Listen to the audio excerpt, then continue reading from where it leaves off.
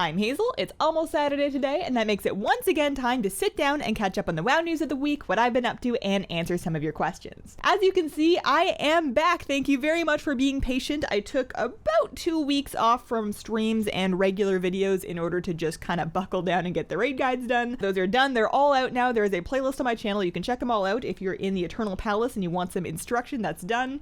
And just thank you guys so much for watching those. It means a lot to me. So I am back to business as usual, and I know that 2 weeks isn't a terribly long amount of time to be gone for, but I feel like a whole new lady. I'm older, my hair looks different, I feel wiser, I have a higher Azurite level on my neck than I did before because patch 8.2 came out. It's just like all sorts of stuff going on. So this week and like the past 3 weeks really, the patch came out, but you know, that was a while ago. We're over that. The raid came out more recently. There you go. My guild, we are 8 of 8 normal. We killed normal Azshara last night, so I have some first thoughts in the raid after having been in there with my guild. So I love Eternal Palace. It might be too early to say for sure because we've only been in there 1 week, but it feels like my favorite raid of BFA so far. My favorite fight is probably either Queen's Court or Zakul. I thought Zakul was going to be like a big headache, but like once you understand it, it's really fun.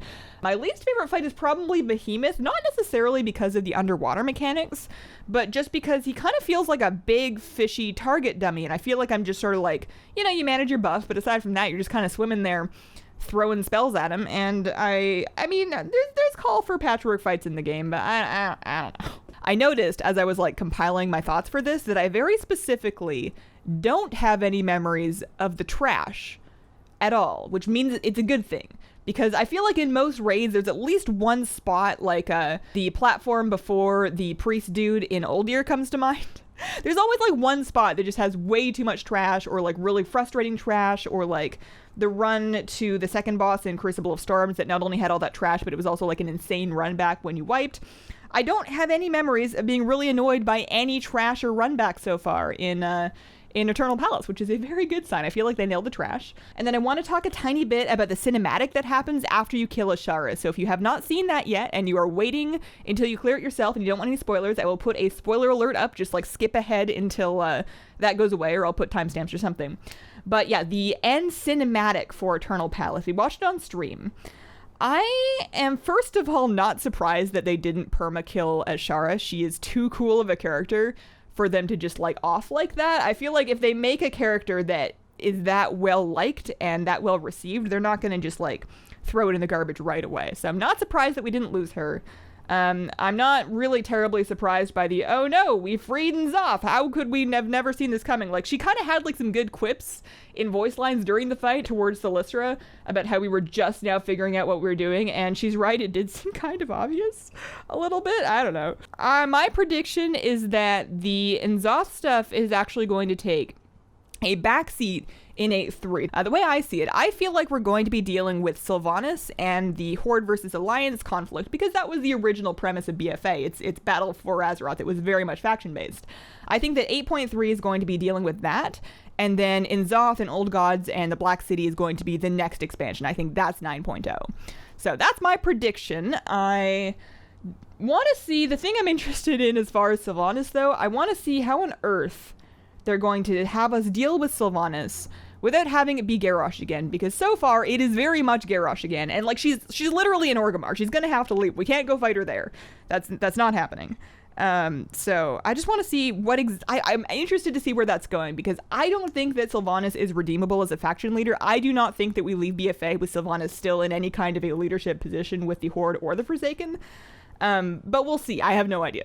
And that's it for the spoilery segment. So over the last couple of weeks, I have been playing the patch on my own because I wasn't streaming. So I actually got to spend the first couple of weeks of 8.2 just sort of like wandering around and not knowing things, and then being able to not know things in private, which sounds weird, but it makes sense to me. And I actually also kind of went in a little bit blind because I was so busy that I didn't really parse through like all of the Nazjatar and Mechagon guides.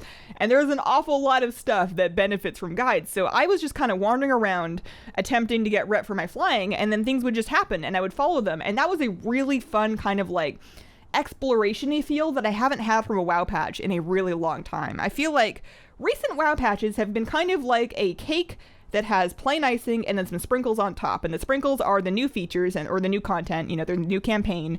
You know exactly what they are. You know exactly where you're going to find them. You know exactly what to expect. You can get you can do this every week. You can get this amount of rep. You can see this amount of the story on these days, and these days. And these are the mounts, and this is how you get them. I feel like in past patches, there's been all of the stuff, all the parts were there, but they were very much surface level. It almost felt like they were afraid that we would miss them if they hid things too much, and they would do a big secret to kind of offset that. But I feel like in 8.2, they kind of gave up on that, and Nazjatar and Mechagon feel more like a funfetti cake where they took all the sprinkles of all the cool stuff to do. And there's some on top. There's some surface level stuff you can get to right away, but a lot of it is just mixed into the cake, and you're not going to uncover it unless you either look up a bunch of guides or you just sort of come across it organically and it feels like you discovered it, which I love. I get a lot of that in Mechagon, but also a surprising amount in Nazjatar. I kind of thought that Mechagon was going to be the secrets area, but I keep finding things in Nazjatar that I did not know were there. And I haven't run out of them yet, so it's been good so far. I think I like Mechagon a little bit more if we're just comparing apples to celery. I feel like I like Mechagon a little more just because there's fewer caves and underwater portions, and I don't know if anybody really likes going into a big cave or an underwater portion. Maybe they do. But Nazjatar is also really cool in its own way, and I love the Nazjatar aesthetic. Also, just the Queen Azshara voiceover as she's doling out world quests is just perfect. I do think that both zones are 10 times more fun once you get flying. I am enjoying the entire game a lot more now that I have flying. I wish they had given it to us earlier, but it's a moot point at this point. I have been doing world quests. I tell myself it's for Azurite because it kind of is. You know, you get Azurite and that's good. And then if you get gold, that's good. I need that. And then if I get gear, I can DE that and then make enchants and sell those for gold. And that's good because I'm saving up for a Birdosaur. So I have reasons to do world quests, but I still find myself going and doing all of them, even the war resources world quests, just because it's so fast. Just fly here and here and here and here and here, and you can pick up anchor weed on the way, and I'm spending a little too much time with that. That's my latest procrastination vice. I should be doing something, but I was just one more world quest is the thing I've been up to lately. And the only somewhat negative thing that comes to mind when talking about 8.2 for me is RIP to our bag space. There is so much stuff. From between Mechagon and Nazjatar, there is so much stuff that goes into my bags that I have to go look up what is this?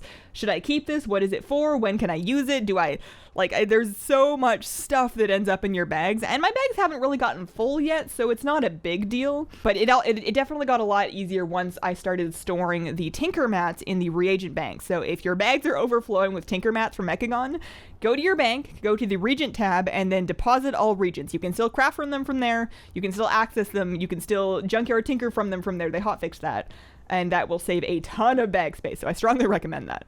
What else have I done? I got through the Mechagon dungeon for the first time. I did that on Tuesday night after it came out, and I love it. I adore that dungeon. It was so much fun. We did it with a guild group, and it took about 2 hours, but we were still kind of trying to figure out, everybody was seeing it for the first time, so we were figuring out the bosses and whatnot, but it was really cool. My opinion might be a little biased because I got crazy lucky and got the HK8 mount on my very first kill of HK8. I got the Mechagon Peacekeeper. I couldn't believe it.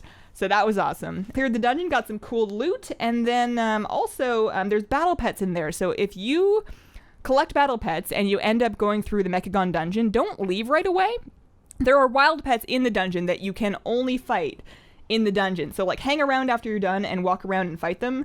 I found all of them except for one, and I'm gonna have to find one of those next week because I need it. But yeah, the dungeon was really fun. The loot was really good. I could see how it would be a lot more painful if you were trying to pug it, though. It did not necessarily feel crazy pug friendly, at least not at first. Maybe a little later once people get a little bit more gear. Other things happening this week on the Blizzard Gear store, they have released this Murgle the Murloc set of stuff that you can get. So there's a plushie, there's some slippers, there's a mug, and then of course in-game there's a pet. So points to Blizzard for not making the in-game pet a shop pet. You can get Murgle the Murloc in-game without paying any extra money. He's a pet you can get in Nazjatar. What you want to do is go to the Murloc area, the Bloodfin area of Nazjatar, shoe a tadpole, it will give you a 10-minute debuff, and then go hang out on King Gacula's spawn point up on the little hut.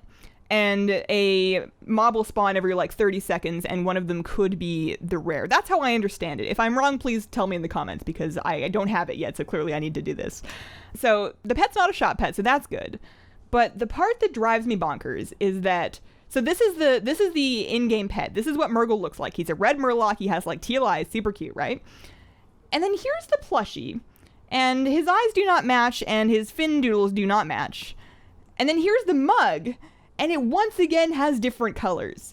And I know it's just Murloc merch, but come on, you're gonna give him a name, you're gonna make him a character, you're gonna make him a thing, you're gonna want us to spend money on this. At least get the colors consistent. Like, what is this? I'm very disappointed. I would have been more into more of the stuff. I still bought the plushie because I'm a sucker, and I feel like if I didn't get it, then I would feel bad, like, down the road when they later stop selling them, because then I'd be like, it'd be the one that I never got. So, of course I ordered the plushie, but I didn't feel good about it. I didn't get the slippers. I didn't get the mug. I do think that if you want a Murloc mug and you missed the blue, white, and green ones, this is an opportunity to get a Murloc mug, and they're pretty cool. They're nice and big if you like a big mug. The opening is like an oval, which is a little awkward to drink out of if you're not paying attention. It's fine. It's usable, but I prefer using them with straws. But anyways, why do these Murlocs not match? Like, what the heck? And questions from this week. So Janaya on the Squirrel Squad Discord asked, do you think that a pet battle app is a missed opportunity for Blizzard? And how do you think that it would need to be laid out to succeed working with in-game content? So you asked this a little bit ago, and I had a lot of time to think about it. I think that it would need to exist on top of WoW pet battles, but not replace them. I don't want to have to pull out my phone in order to do my pet battle world quests. I don't want that to be the faster way to do it because there's no travel time. So I don't want things like pet world quest tamers existing in the app or the Stratholme pet dungeon. What I do think would work in the app is PvP pet battles, because all that is right now is an interface you can queue from, so you're not losing any travel time there. Put PvP pet battles in the app, and then I think that if you wanted to actually draw people into WoW, you need to build like a PvE pet battle campaign almost, just for the app, that can be played by someone who has never played WoW. Like, if you really want to kind of Hearthstone this again, you need to build this as a standalone app where you can progress through this game and unlock pets that you can use in this pet battle campaign, and then have those pets that you unlock also exist in the game for people that also play WoW.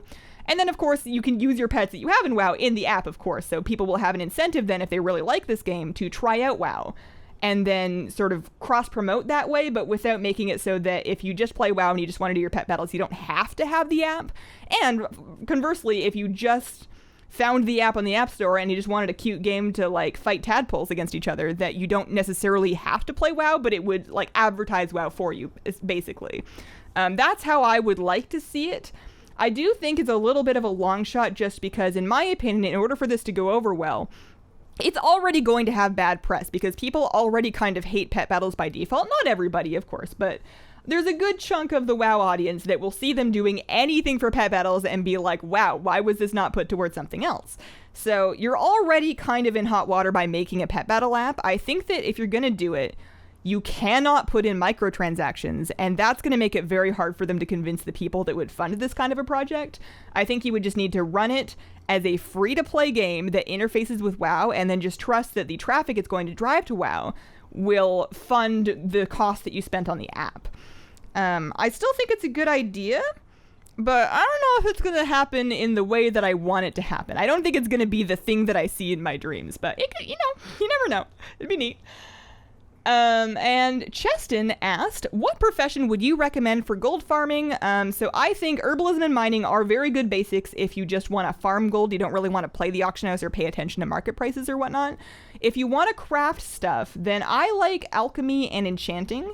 You can make gold with basically any profession if you know what you're doing with them, but I find that those are like the most beginner friendly. It is easiest to sell the things that you create with those because people use a lot of them, as opposed to trying to craft like crafted gear. It's harder to unload stuff like that from like leatherworking, say. So those are the ones I would start with. Either herbalism mining if you like gathering, or alchemy enchanting. I personally have herbalism and enchanting on my priest, and then I just leveled up alchemy on my bank alt so that I can craft potions to sell. And that's been working out pretty good for me.